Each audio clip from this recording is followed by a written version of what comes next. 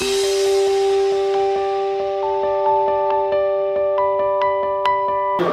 जी जो है सर ये ड्राफ्टिंग कमेटी के मेंबर हैं, पॉक्सो के दिल्ली से हम लोग साथ में लेके आए इनको, और बहुत अच्छे तरीके से इन्होंने करीब 1 घंटे में हमें ये बताया दिया है कि पॉक्सो में नए नए परिवर्तन क्या क्या हुए हैं, कौन कौन सी चीज़ें हैं जिनका पुलिसकर्मियों को ध्यान रखना चाहिए।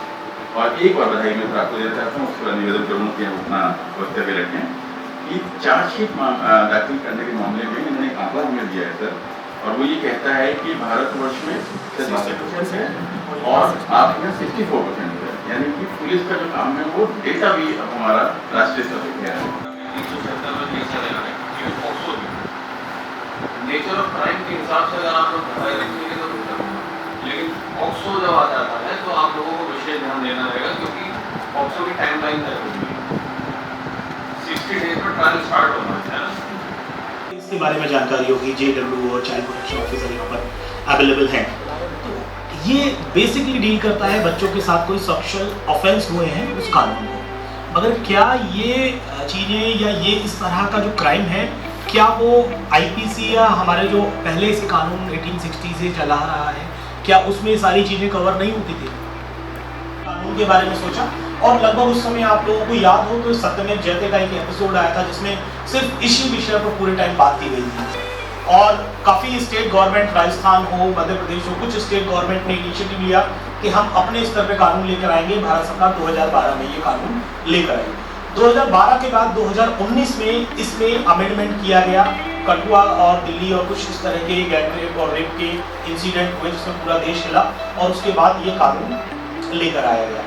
मार्च 2020 में ठीक लॉकडाउन वाले समय इसके रूल आए, और बहुत सारी जगह बहुत सारे लोग उस सिचुएशन में थे कि जानकारी लोगों तक नहीं पहुंच पाई कि रूल में क्या नए बदलाव आए हैं, क्या सारी चीज़ें आई हैं। काफ़ी कुछ चीज़ें उस रूल के अंदर हैं।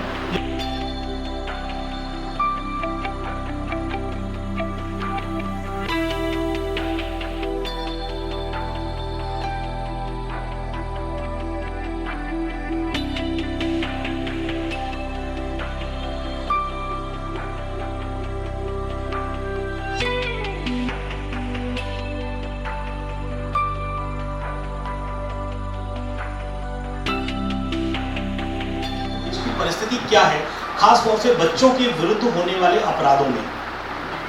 नेक्स्ट स्लाइड देखिए प्लीज।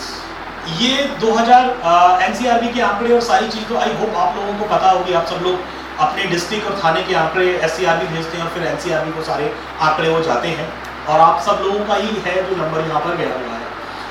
2014 में पहली बार एनसीआरबी में क्राइम इन इंडिया रिपोर्ट के अंदर पॉक्सो केसेस को लिया, और उसमें जो पहली बार केसेस रिपोर्टेड हुए वो 8904 केसेस रिपोर्टेड हुए, जो अगले साल बढ़कर 14913 हुए। एक चीज का मुझे थोड़ा सा कष्ट होता है, कई बार जब आप लोग कोई आते हैं तो आप लोग कहते हैं मैडम मुलजिम को लेकर आए।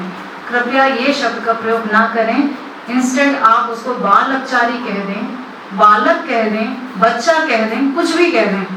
समस्या एक ये आ रही है सर, रेस्क्यू होने के बाद बच्चे के तो मेडिकल से जो संबंधित इशू है वो तो अपनी जगह है, उसके साथ एक इशू, एक समस्या और आ रही है कि थाना हमारा दूर होता है और वो सीडब्ल्यूसी के सामने जब तक बच्चे को लाते हैं तब तक सीडब्ल्यू का कार्यालय बंद हो जाता है। फिर ये होता है कि मेंबर्स जहाँ रहते हैं वहाँ रहते हैं, अब कोई कहीं रहता है कोई कहीं रहता है, तो अनावश्यक रूप से बच्चा वो परेशान होता है, पुलिस भी परेशान होती है। अगर वो कार्यालय में ही कोई रोस्टर के अनुसार जिसका भी रोस्टर में टर्न है, अगर कोई रेस्क्यू के लिए बच्चा आता है तो कार्यालय तक अगर आ जाए तो हमारा पुलिसकर्मी यहीं से अपना पेश कर उसके आधार पे वो बात बनेगी।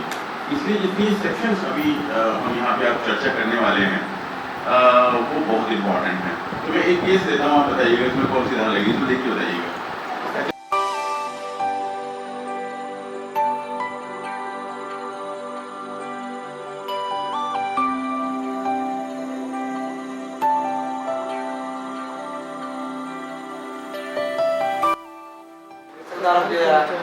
शिक्षक द्वारा किया गया, मेरे द्वारा मतलब पुलिस के किसी वहाँ ये धारा को कौन सी धारा लगेगी इसमें? 3 लगेगी या 5 लगेगी?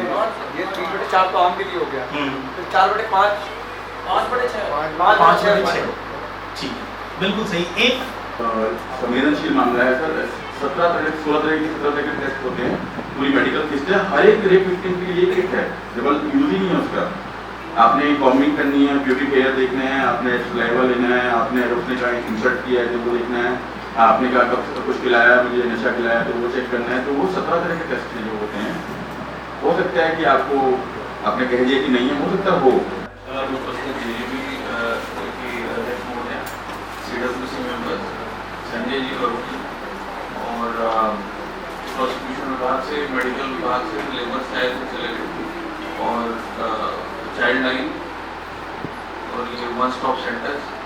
तो सबसे पहले मैं बधाई देता हूँ चाइल्ड लाइन को जिन्होंने अच्छी कार्यशाला का आयोजन कराया और आप सब लोग यहाँ आए तो अली साहब ने सुना। मुझे पूरी उम्मीद है कि आप लोग कुछ ना कुछ यहाँ से लेके जाएंगे। मेरे ख्याल से 2-3-4 घंटे की कार्यशाला थी। अगर आप 15 मिनट भी बैठ जाएंगे थाने में सिर्फ इसी काम के लिए, पॉक्सो के लिए, तो बेहतर होगा। कुछ बारीकियाँ जो आपने सीखी है वो और विवेचकों को भी पता लगेंगी और थोड़ा सेंसिटाइजेशन